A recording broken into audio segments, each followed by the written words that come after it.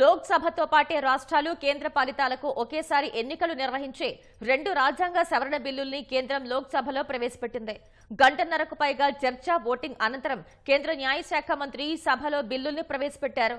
ఏకకాల ఎన్నికలు నియంతృత్వానికి దారితీస్తాయని విపక్షాలు ఆరోపించగా కేంద్రం తోసిపుచ్చింది. రాష్ట్రాల హక్కుల్ని లాగేసుకోవటం లేదని స్పష్టం చేసింది. బిల్లును జేపీసీకి పంపేందుకు సిద్ధమని ప్రకటించింది.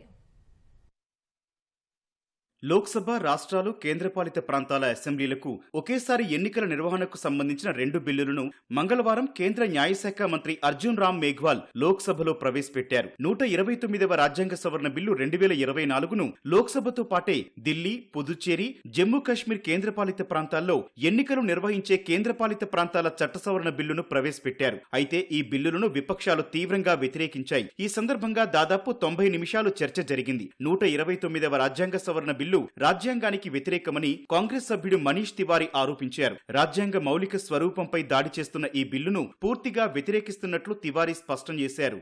Article 1 of the Constitution states that India is a union of states and not vice versa.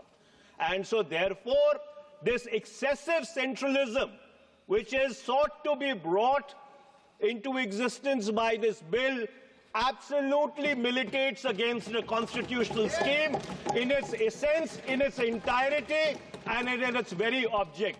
And therefore, Mr. Speaker, sir, I would once again like to urge this House that the introduction of the bill and the consideration of the bill, because of the basic structure doctrine enunciated by the Supreme Court in the Kesavanand Bharti case, is beyond the legislative competence of this House, and therefore this bill needs to be withdrawn immediately. ఏకకాల ఎన్నికల bill ద్వారా రాజ్యాంగ విధ్వంసానికి పాల్పడుతున్నారని సమాజ్వాదీ నేత ధర్మేంద్ర యాదవ్ అభ్యంతరం తెలిపారు. జమిలీ ఎన్నికలు నియంతృత్వానికి దారితీస్తాయని ఆరోపించారు. జమిలీ ఎన్నికలంటే రాష్ట్రాల హక్కులను దెబ్బతీయడమే అని టీఎంసీ సభ్యుడు కళ్యాణ్ బెనర్జీ దుయ్యబట్టారు. జమిలీ ఎన్నికలు ప్రజాస్వామ్యానికి వైరస్ లాంటివని విమర్శించారు. కేవలం ఒక వ్యక్తి కలను నెరవేర్చేందుకే బిల్లు పెట్టారని బెనర్జీ ఆరోపించారు. This parliament is having the power to legislate law under the 7th schedule, list 1 and list 3.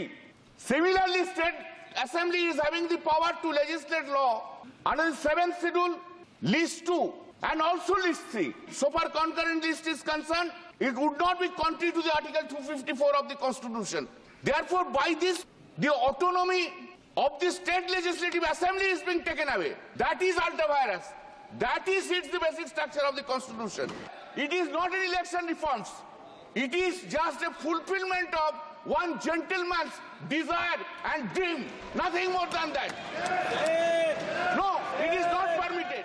తమ పార్టీ బిల్లును వ్యతిరేకిస్తున్నట్లు డీఎంకే సభ్యుడు టీఆర్ బాలు చెప్పారు. అయితే ఎన్డీఏ మిత్రపక్షమైన టీడీపీ బిల్లుకు సంపూర్ణ మద్దతు ప్రకటించింది. కేంద్ర మంత్రి పెమ్మసాని చంద్రశేఖర్ బిల్లుకు మద్దతు తెలుపుతున్నప్పుడు అధికార పక్ష సభ్యులకు మైక్ ఇవ్వడంపై విపక్షాల నుంచి వ్యతిరేకత వ్యక్తమైంది. అందరికీ మాట్లాడే హక్కు ఉందని కేంద్ర మంత్రి కిరణ్ రిజిజు స్పష్టం చేశారు. శివసేన ఉద్దవ్ వర్గం బిల్లును వ్యతిరేకించగా సింధే వర్గం సభ్యులు మద్దతు తెలిపారు. Indian union Muslim League, MIM, CPM, NCP, SP సభ్యులు బిల్లును వ్యతిరేకించారు. బిల్లులు వెనక్కి తీసుకోకుంటే జేపీసీకి పంపాలని టీఆర్ బాలు, సుప్రియా సూలే సూచించారు. టీఆర్ బాలు కోరినట్లు బిల్లును జేపీసీకి పంపించి చర్చకు ముగింపు పలకాలని కేంద్ర హోంమంత్రి అమిత్ షా సూచించారు. బిల్లు కేబినెట్ ముందుకొచ్చినప్పుడు ప్రధాని మోదీ కూడా బిల్లును జేపీసీకి పంపాలని, ప్రతి స్థాయిలో చర్చ జరగాలని చెప్పినట్లు వివరించారు. జేపీసీ నివేదిక తర్వాత బిల్లును మళ్లీ కేబినెట్ ఆమోదిస్తుందని, అప్పుడు సభలో చర్చ జరుగుతుందని అమిత్ షా చెప్పారు. సమాఖ్య స్ఫూర్తికి జమిలీ బిల్లు విరుద్ధం కాదని కేంద్ర న్యాయశాఖ మంత్రి అర్జున్ రామ్ మేఘ్వాల్ చెప్పారు. న్యాయ సమీక్ష, సమాఖ్య వ్యవస్థ,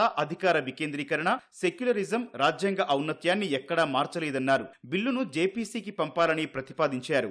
संविधान के 7th शेड्यूल के यूनियन लिस्ट एंट्री नंबर 72 उसमें लिखा हुआ है election to parliament, to the legislature of states and to the offices of president and vice president the election commission के अनुसार केंद्र सरकार को शक्ति प्रदान करता है।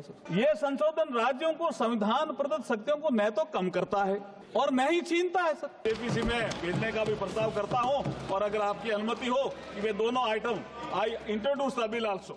అయితే బిల్లును లోక్సభలో ప్రవేశపెట్టడంపై ఓటింగ్ జరపాలని సభ్యులు కోరారు. ఇందుకు అంగీకరించిన స్పీకర్ ఓటింగ్ తీసుకోగా 369 మంది సభ్యులు ఎలక్ట్రానిక్ పద్ధతిలో ఓటింగ్ లో పాల్గొన్నారు. మరికొందరు బ్యాలెట్ పద్ధతిలో ఓటు వేశారు. ఎలక్ట్రానిక్ పద్ధతిలో బిల్లులు ప్రవేశపెట్టడానికి అనుకూలంగా 220 మంది, వ్యతిరేకంగా 149 మంది ఓటు వేశారు. బ్యాలెట్ పద్ధతిలోనూ స్లిప్పులను లెక్కించారు. చివరికి అన్ని ఓట్లు కలిపి బిల్లులకు 269 మంది అనుకూలంగా, 198 మంది వ్యతిరేకంగా ఓటు వేసినట్లు స్పీకర్ ప్రకటించారు. తర్వాత న్యాయశాఖ మంత్రి అర్జున్ రామ్ మేఘ్వాల్ 2 బిల్లులను లోక్సభలో ప్రవేశపెట్టారు.